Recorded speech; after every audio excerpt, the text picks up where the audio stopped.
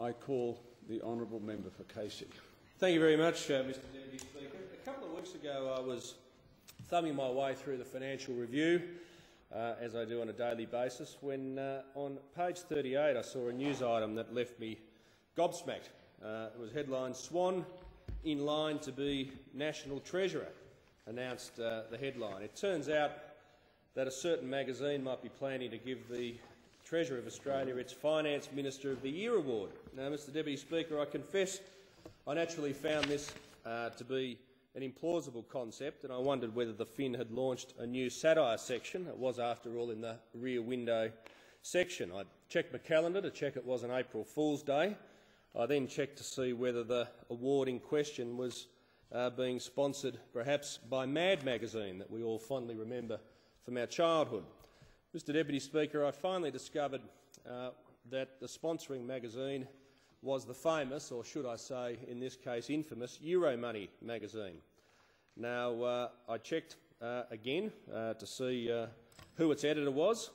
Maybe, as I indicated earlier, it might have been Alfred E. Newman from Mad magazine. Maybe he'd switched jobs.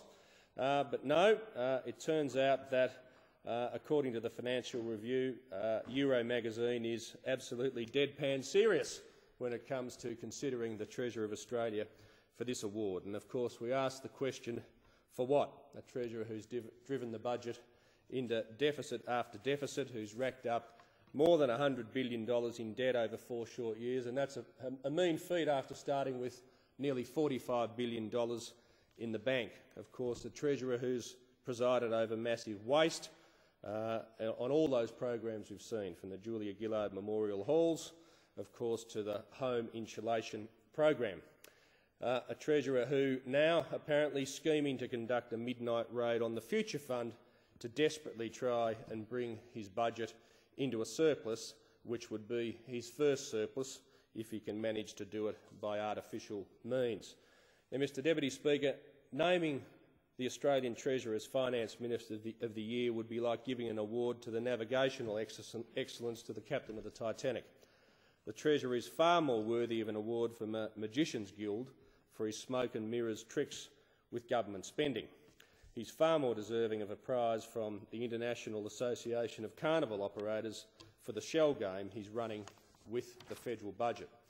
But upon reflection, Mr Deputy Speaker, perhaps this award is not so surprising after all, because those with a memory in this place will know that Euromoney magazine rings a bell, and of course it was the magazine that made former Treasurer Paul Keating Finance Minister of the Year. It was Paul Keating, of course, after that award that presided over 1 million unemployed, and of course the recession he said we had to have, and by the time he left office had plunged the country into massive debt, a $96 billion net government debt, and of course a $10 billion budget black hole. So, Mr Deputy Speaker, the prospect of the current Treasurer receiving the same award is something, of course, we should fear. With its history, we should be very afraid of what would follow if this Treasurer stays in his job. Now, finally, Mr Speaker, Euromoney magazine claims that their award is based on input from many leading global bankers and investors. I wonder. I'd certainly hope that those in the bureaucracy and in the Treasury would have better things to do than have spent time lobbying for the Treasurer's nomination, but of course we'll find out in the fullness of time, no doubt.